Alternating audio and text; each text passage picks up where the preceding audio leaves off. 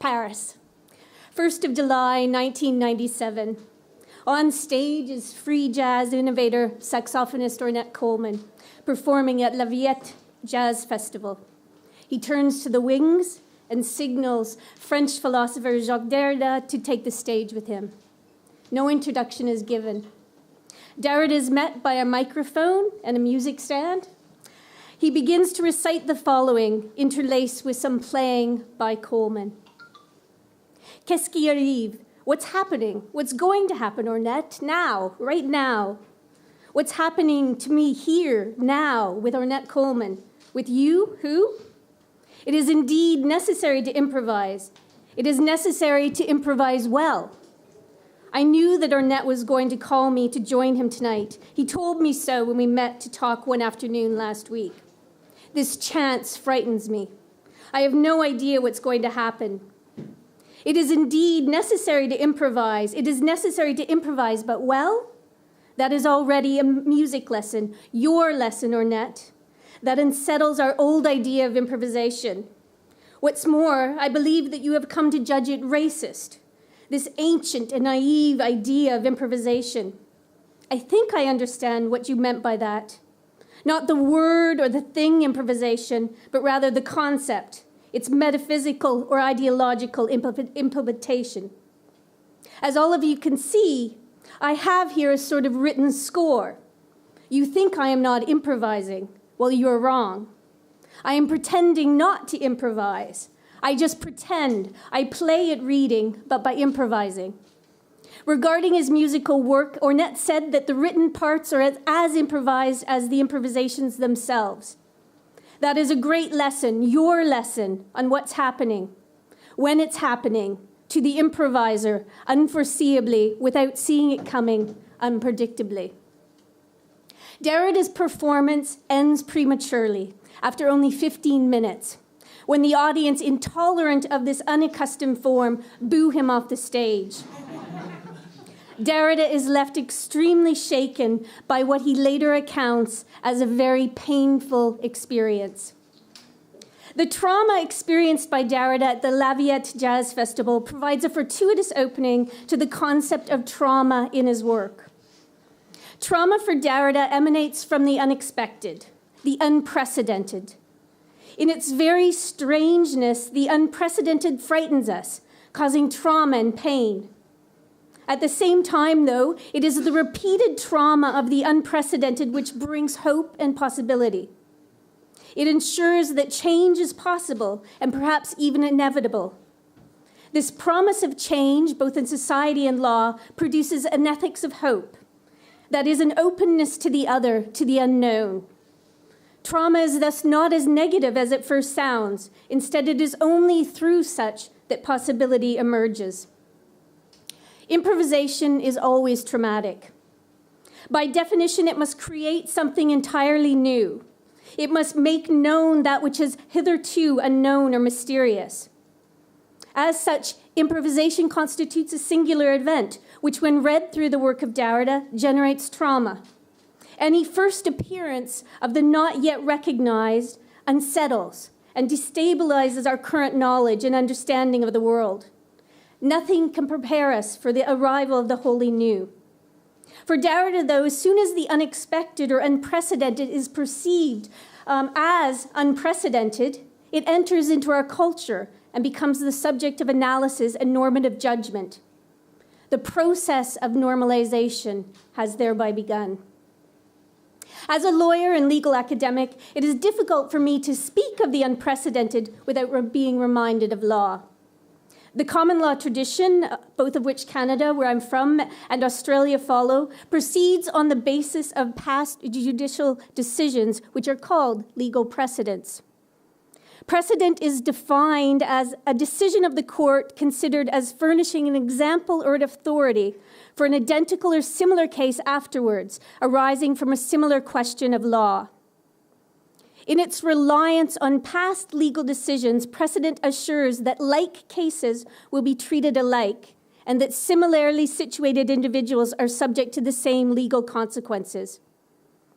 The rationale behind the doctrine of precedent is quite straightforward. Namely, judges should not have unconstrained discretion to enforce whatever rules they please. It encourages the view that judges should not spontaneously invent law, and any judicial activism should be strictly controlled or reined in. Precedent thereby limits the scope of judicial power. It restricts the role of the judge to determine the law in each case, not according to their own judgment, but according to known laws. Judicial power, therefore, does not allow a judge to invent laws, but to determine only what the law is in accordance to the laws previously pronounced. Moreover, precedent is often viewed as integral to justice. It encourages the public to have faith that justice will be done, and consequently allows the public to trust their affairs to the adjudication of the courts. Now, you may find it strange that I am here talking to you about law on an improv stage. However, for me, as James pointed out, law is fundamentally improvisational in nature. As no two legal actions can be exactly the same, judges are, in effect, making new law every time they are asked to judge a case. It is a negotiation between the pre-existent and the new. Law can thus neither dispense with nor be completely determined by the device of precedent. The legal decision instead lies on the border between what it is and what it otherwise could be, which is the same for musical improvisation or improvisation in general. While the law, in order to remain legitimate and forceful in society, must be seen to eschew all spontaneity and unpredictability, the converse is true for improvised music, which must mask its structured elements in order to be viewed as revolutionary and creative. The improvised act must be inaugural or singular moment, a first time ever, created in the moment of performance. Yet this first time, in order to be completely original and unique, must also be a last time. It must be singular, complete, and containable. But to be so purely present, though, would erase all relation with that which is outside, and recognition as improvisation would be impossible. It is therefore a paradox, or what Derrida calls an aporia, that improvisation is constituted by its originality, and yet wholly dependent on established conceptions of what constitutes originality to be recognized or legitimized as original, as improvisation. The trauma of improvisation as the unprecedented brings it into a relation with the generality of law, such that both can show themselves as simultaneously original and pre-established. This fact is not lost on Ornette Coleman, who stated in an interview with Derrida prior to their collaboration. What's really shocking in improvised music is that despite its name, most musicians use a quote-unquote framework as a basis for improvising. Improvised music, in other words, has two characteristics. It's totally improvised, but at the same time it follows the laws and rules of European structure. And yet when you hear it, it has a completely improvised feel. Law also cannot subsist without an openness to what it is not, just as improvisation requires some determinacy in order to endure as a distinct entity. It is therefore the impossible necessity of both pure generality and pure singularity which impels both law and improvisation into existence. The repetition of the trauma of improvisation becomes its law, and without such, justice would not be possible. Drawing on Levinas, Derrida equates ethics with hospitality and otherness, with the notion or act of being hospitable to the other, to the stranger or foreigner. For Derrida, hospitality as ethics can only be understood in a double sense. On the one hand, absolute hospitality, or what Derrida terms the capital L law, requires unqualified generosity and open borders and doors to all visitors. This unconditional welcoming of the unpredictable other involves a certain level of risk, for there's always the chance that the stranger or foreigner will destroy everything or even murder the hospitable host. Ethics as absolute hospitality is thus only possible when certitude is abandoned, when risks are taken. This absolute hospitality, however, is constrained by general or conditional laws, such as those in place to protect the all-welcoming host from unsavory guests who may wish to trespass or steal from her. Ethics as hospitality, therefore, entails an openness to the unexpected, but also constraints on this unpredictability. Improvisation shares with ethics as hospitality an impossible openness to the unpredictable and uncertain other. To be recognized as improvisation, it must obey certain pre-existent structures or laws. As Charles Mingus says, you gotta improvise on something.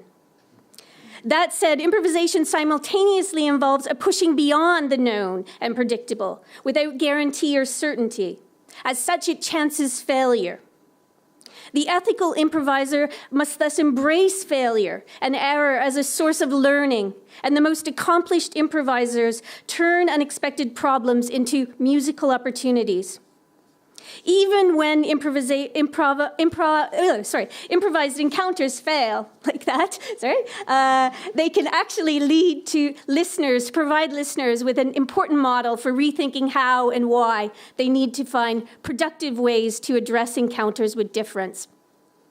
What is at stake, then, when improvisation fails, and to whom? Leading scholars in the field of critical improvisational studies, Fischlin, Heble, and Lipsitz, list some instances in which musical improvisation may not be seen or heard to succeed. And I'm sure you all know many, many more than this list. So one is the music fails to surprise us. It simply resorts to cliches or relies on habitualized gestures. Another is that the musicians are unwilling or unable to listen to one another. Another one is authoritarian musical gestures are deployed, or the musicians are more focused on the development of their own virtuoso techniques than with the collective endeavor. And I would add to this list that improvisation might fail when the audience does not have the context or experience to properly engage with the performance. Improvised music, especially that in the more experimental quality or variety, can be very challenging to listen to, as I've learned over the past several years. Thus, audiences, as with musicians, need to practice and hone their skills of listening. However, as Fischlin, Heble, and Lipsitz note, even in so-called failed improvisations, there always remains the spark of what might have been. The fact that chances were taken or not, and that performative agency enacted, however successfully, can still teach the listener something valuable. Returning to the Coleman-Derrida encounter, the question becomes, in light of the traumatic foreshortening of Derrida's contribution, was it a failure or a success, and does it really matter? Says Derrida, I knew Ornette was going to call on me to join him tonight. This chance frightens me. I have no idea what is going to happen. Derrida's text at once announces and invokes its own unpredictability and the possibility of failure. As Edgar Landgraf astutely points out, acknowledging the unpredictability of the future and how the future will come to define the present, the delivery of the speech plays with its own fallibility, its openness towards the advent of something unexpected, unplanned, unforeseen. What Derrida makes evident is that even the reading of a seemingly fixed, precomposed, pre-articulate text is, in a strict sense, an improvisational exercise. Again, borrowing from Landgraf, the reader can never fully control what is happening, nor foresee what will happen. Derrida's text, dialogic and self-referential, and not accidentally so because these are key features of jazz improvisation, blurs the line between composition and performance by making obvious its own process of composition and mischievously, playfully questioning its pragmatic status. Derrida's text is read, performed as a written score, but is also authorized to be published after the fact. It is as if, Landgraf provocatively adds, Derrida wants to be caught in a lie. Derrida further obscures the distinction between composition and improvisation when he writes or reads, "All of you see, I have here a sort of written score. You think I am not improvising? Well, you're wrong. I'm pretending not to improvise. I just pretend. I play at reading, but by improvising." The omissions of the text completely contradict what is most apparent to the audience and later the reader, and paradox ensues. If he's lying, he's telling the truth. He is indeed reading. However, if he is saying the truth, then what we perceive, namely Derrida reading a text, would indeed be a lie. Landgraf explains, the point of staging or stating such a paradox is to demonstrate how it is the reception of the performance that determines its meaning. A meaning, however, that cannot find certainty by referencing the intentions of the speaker. For the speaker himself cannot know how his performance will be perceived and how the created impasse will be decided by the audience or reader. Derrida thus creates a performance/text whose meaning is unpredictable. For Derrida, the fallibility of a reading is, of course, not accidental, but rather a structural mark of communication, a precondition for the possibility of communication in the first place. Communication works because the meaning of signs, words, text, and language can never be fully controlled or anticipated. Derrida's performance highlights the impossibility of a purely improvised or a purely unimprovised event. There are always traces of text in performance, composition in improvisation, and speech in music. As David Wills remarks, Derrida is inviting Coleman to pretend to speak, just as Derrida has been pretending to improvise between language and music, to create a new language or a new music, or both. The fact that much of Derrida's text was not actually performed on stage, as he was compelled to leave before he could finish, confirms that the performance alone does not constitute an event. Whether or not the collaboration between Coleman and Derrida can be said to have failed or not, why might a legal theorist such as myself even care about failures in musical improvisation? When musical improvisation does not work, the result is often thought of it in terms of musical or aesthetic failure. But if we consider the complex ways in which improvised music practices inhabit the social landscape, and how problem-solving in improvised music corresponds with that in other areas of human experience, then the implications of an improvisational failure in music may be far more wide-reaching and profound than first imagined. Many of you are probably familiar with Christopher Small's book, Musicking. In it, he writes that when we perform, we bring into existence, for the duration of the performance, a set of relationships between the sounds and between the participants that model ideal relationships as we imagine them to be and allow us to learn about them by experiencing them. Thus, acts of musicking, as he calls them, in determining their success or failure, should be judged on their success in articulating, affirming, exploring, and celebrating the concepts of relationships of those who are taking part. We may not like those relationships, he points out, but we should understand that our opinions are as much social as they are purely aesthetic. That is to say, we are passing an opinion not merely on a musical style, but on a whole set of ideal relationships that are being articulated by the musical performance.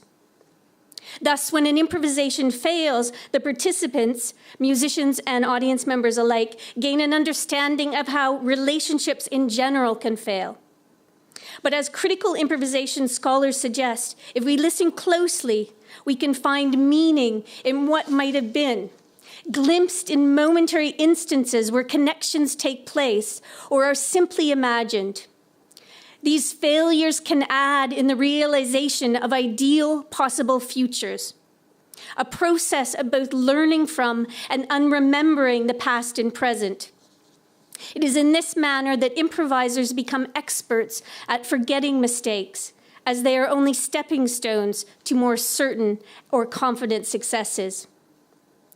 When viewed through the practice and techniques of improvisation, then, failure does not necessitate apology.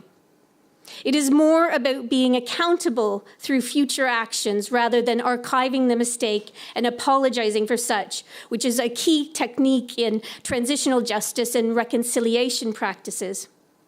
Doing rather than saying, unremembering rather than reascribing, responding to a new situation with knowledge and confidence without the weight of guilt.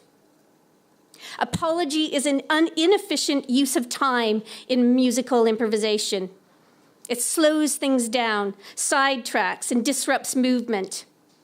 Viewing law as fundamentally improvisational in nature allows for a certain level of abstraction, in which the present bows down before another place in time, where at least potentially there is another time and place.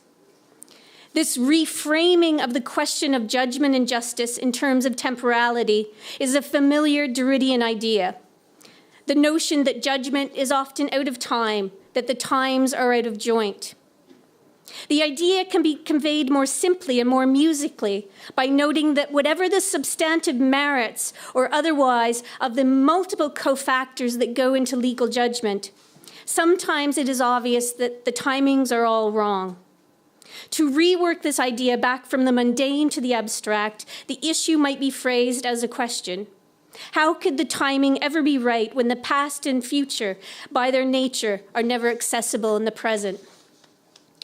Musical improvisation, which can be taken as a continuing and profound examination of the issue of timing, occurs, plays even, in the paradoxical space where the present meets the past meets the future. This is obviously impossible, and yet equally obviously constitutes exactly the nature of this art form. The premise of this talk is that thinking through the relationship between improvisation and time is useful to those interested in critical legal theory and law, for it enables a view of the temporality of judgment or justification as far less static and linear. Musical time and improvisation is somehow a gift outside of worldly time, outside the economy of exchange and restitution. The timeline given by a jazz rhythm section to the improvising soloist may change in character in response to the changes in the character of the improvising solo. Time responds to change, and in so doing, changes time. By giving time to justice in this manner, a more nuanced conception of judgment and justification may be possible.